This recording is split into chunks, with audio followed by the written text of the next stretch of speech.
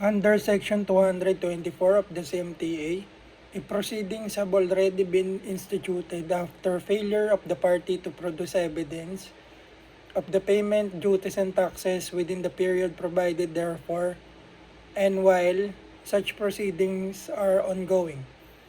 A. The party still has opportunity to prove payment of duties and taxes. B. The party should appeal within 15 days. C. The party should appeal within 30 days. Or D.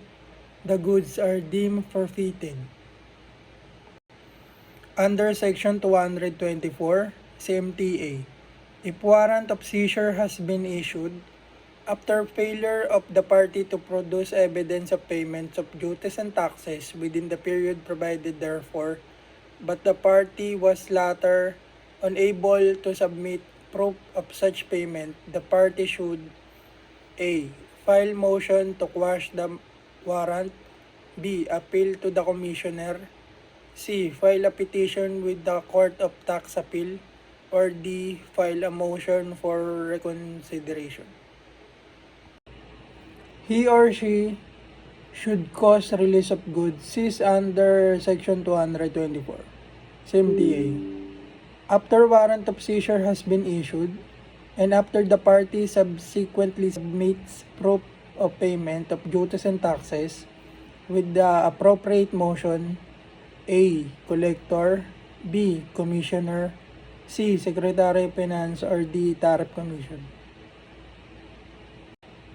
He or she should give clearance to the release of goods seized under Section 224 CMTA. After the warrant of seizure has been issued, and after the party subsequently submits proof of payments of duties and taxes with the appropriate motion, A. Commissioner, B. Secretary of Finance, C. Collector, D. President. The appropriate officer should cause release of goods seized under Section 224 CMTA. After warrant of seizure has been issued, and after the party subsequently submits proof of payment of duties and taxes with the appropriate motion within blank days. A. 15, B. 5, C. 30, or D. 10.